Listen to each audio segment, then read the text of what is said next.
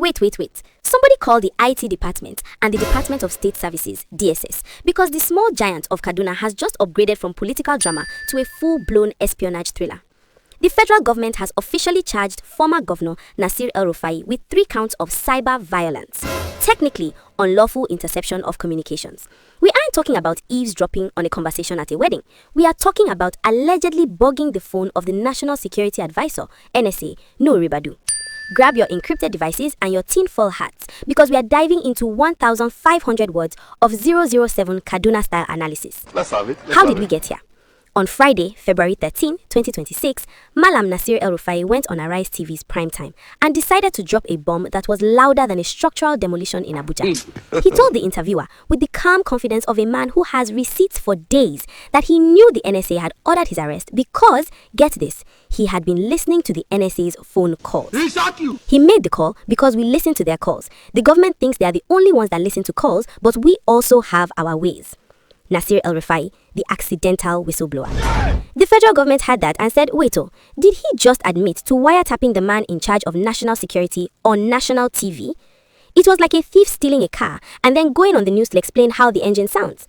The FG didn't waste time. They took that video clip, printed the transcript, and headed straight to the Federal High Court. The charges, marked FHC/ABJ/CR/99/2026, are a masterpiece of gotcha litigation. Let's break down the menu the FG is serving. Count 1. The I did it count. The FG alleges that El-Rufai admitted during that televised interview that he and his cohorts unlawfully intercepted the phone communications of the NSA. This is a direct violation of the Cybercrimes Prohibition, Prevention, etc. Amendment Act 2024. El-Rufai is usually the one calling for law and order, but now the law is ordering him to explain how he turned into a freelance intelligence agency. Count 2. The I know who did it count. This one is juicy. The FG says El-Rufai admitted he knows the individuals who actually carried out the bugging but failed to report them to the authorities. In Nigeria, minding your business is a national pastime, but when it comes to bugging the NSA, the law says you must snitch. Count 3. The public safety count. The prosecution claims that using technical systems to compromise the NSA's phone line isn't just a prank, it's a threat to national security that instills fear in the public. They are basically saying, if you can bug the NSA, who is safe? My grandmother in the village. To understand why El-Rufai made these claims, we have to look at the airport scuffle that happened on Thursday, February 12, 2026. El-Rufai arrived from Cairo looking forward to some home-cooked food, only to be met with a wall of security operatives at the Nnamdi Azikiwe International Airport. His passport was seized, there were chants from supporters, and things got heated. El-Rufai claims he knew exactly what was coming because he had intercepted the plan. He basically told the security agents, I know what Ribadu told you to do. It's like a student showing up to a surprise test with the answer sheet already filled out because they intercepted the teacher's email. This is the real Nollywood part of the story. Once upon a time, Nasir El-Rufai and Nuhu Ribadu were the twin pillars of the Obasanjo era, the anti-corruption czars who made big men tremble. Now, one is the NSA and the other is being accused of bugging the first one's phone. It's like a breakup where instead of deleting pictures, one person is monitoring the other person's WhatsApp status with high-tech equipment. The language in this case is very technical, but the energy is pure street violence. The FG is trying to show that no one is above the law, while El-Rufai is trying to show that he knows where the bodies are buried and he might have recorded the GPS coordinates on his bugged devices. Make no mistake, this isn't just about a phone call. This is about power, intelligence, and the 2027 general elections. If the FG can convict El-Rufai on cybercrime charges, his political brand takes a massive hit. It's hard to run for office when you're officially a cyber spy. This case exposes a massive hole in our national security. If a former governor has ways to listen to the NSA, who else is listening? Are the bandits listening? Are the Baba Ijebu down the street listening? El-Rufai isn't a man who goes down quietly. He's already facing a 432 billion naira probe in Kaduna.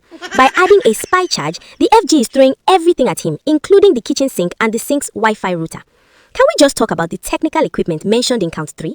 In a country where we still struggle to get a stable 4G signal in the middle of Abuja, we are now dealing with sophisticated wiretapping. Imagine the cohorts El-Rufai mentioned. Are they a group of IT geniuses in a dark room with green scrolling text like the Matrix? Or is it just a guy named Bello with a really long extension cord and a sensitive ear? The absurdity of admitting this on Arise TV, a station known for its violence in interviewing, is the peak of the comedy. It's like the magician showing the audience where the rabbit is hidden before the trick even starts. In summary, we have a former governor who says he's a listener, an NSA who says he's a victim, and a federal government that has the most convenient evidence in history, a TV interview. This is going to be the most televised trial of 2026. Every legal expert in Nigeria is going to be arguing about the definition of unlawful interception. Meanwhile, the rest of us should probably start whispering when we talk on the phone, just in case someone is listening. Stay tuned, Nigeria. This isn't just a court case, it's a cyber season of drama. Ways, he made the call, he gave the order.